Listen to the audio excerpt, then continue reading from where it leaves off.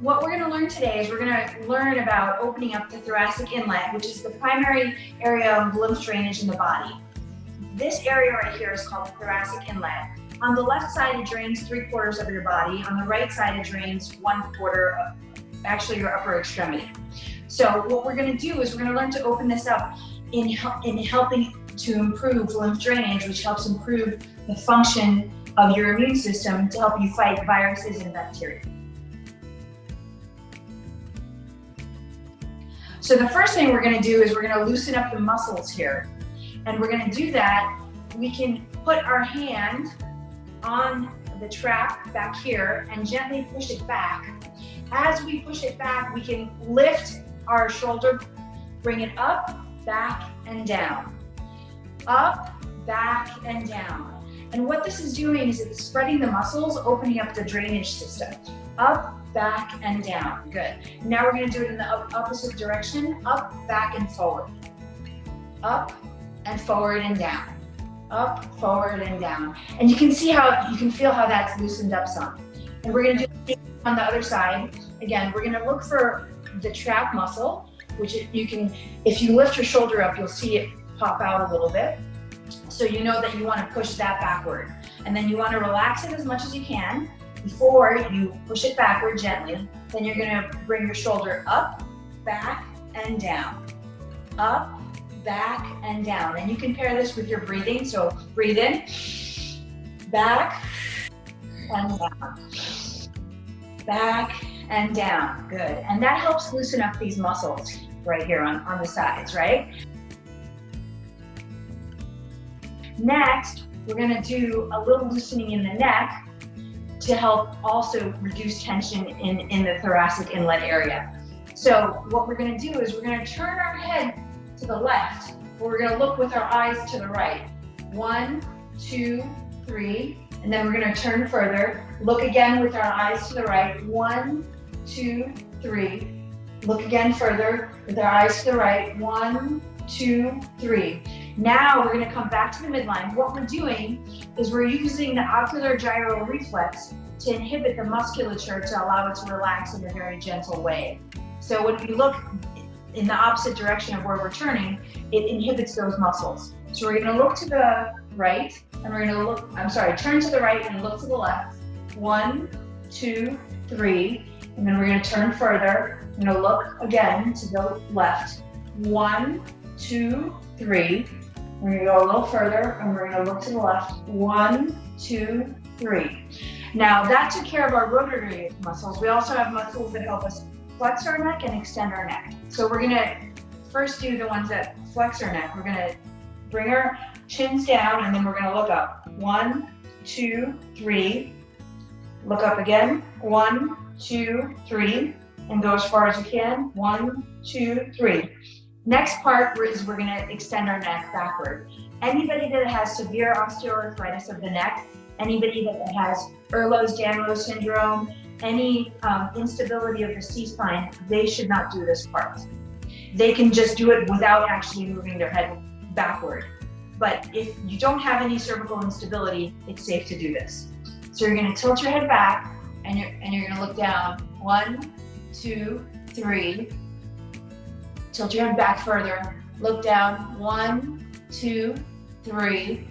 Tilt your head back further and look down. 1, 2, 3. Great. Now we've loosened up the neck muscles, and we also have muscles on the side of our neck called the scalene muscles. These attach to our ribs, and oftentimes when people are having difficulty breathing, those muscles get irritated. So the next stretch we're going to do is for those muscles. We're going to tilt our head to the side, and we're going to look down. 1, 2, 3. And as it relaxes, we're going to tilt further. 1, 2, 3. And a little further. 1, 2, 3. Now we're going to bring our head back to the middle, and we're going to tilt to the other side. And look down. 1, 2, 3. Tilt a little further. Look down. 1, 2, 3. Tilt a little further. Look down. 1, 2, 3. Good. Now our neck is nice and loose. We're feeling better. The next area we want to try to loosen up a little bit is our diaphragm, right? So I'm going to step back a little further so you can see this, right? First, just take a deep breath in, and I want you to watch me breathe. When I'm breathing, I'm not breathing just into my chest, I'm breathing all the way down into my belly. So,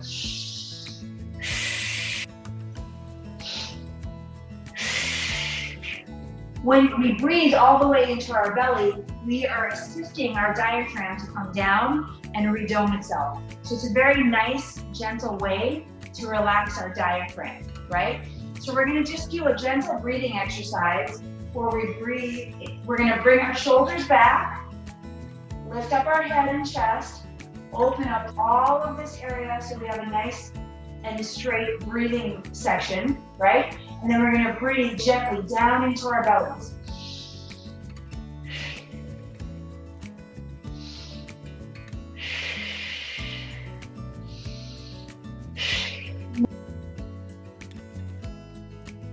Now we're gonna move our hands up and we're gonna feel a soft space right under our rib cage. Be careful to stay away from the middle of that soft space because that's where your xiphoid process is. So you want to be on either side of that soft space and feel if it's tight. Then you're gonna just gently kind of relax your belly and allow yourself to tilt forward a little bit so you can get your fingers in gently underneath your diaphragm. And then you're gonna take a nice deep breath in. As you breathe out, don't let your abdomen push your fingers out. As you breathe in, follow in a little deeper. As you breathe in, maintain your force. As you breathe out, go in a little deeper. As you breathe in, hold your force. As you breathe out, go in a little deeper. And then you can do a little gentle side to side. Just loosening up that musculature in there, nice and gentle. Good. Now take a good, nice deep breath. See how that feels. Now we're gonna do a self-lymphatic drainage, right? It's called the Jangle. And we're gonna basically come up and down on our toes. And then we're gonna lift up our hands and wiggle our fingers. And as we breathe, come up, we're breathing in. And as we come down, we're breathing out. As we come up, we're breathing in. As we come down, we're breathing out. Now, we're gonna do a modification for those of you who might be too tired to do this, or bouncing up and down on your toes might not be an option because you might just not have the flexibility in your legs. So I'm gonna move back so you can see my knees. Instead of jumping up and down like you saw me do before, I'm gonna gently bend my knees and kind of bounce in my knees. And then I can do the same thing. Breathe in, breathe out. Breathe in, breathe out. Breathe in, breathe out. Now, if that's still too difficult for you, if you have an exercise ball at home, you can sit on the exercise ball and bounce on the exercise ball to get that balance instead of your knees, right? But let's pretend I have an exercise ball and breathe in. Breathe out. Breathe in and breathe out. Breathe in and breathe out. Very nice. Thank you. That was amazing. I love it. I'm going to do it every day.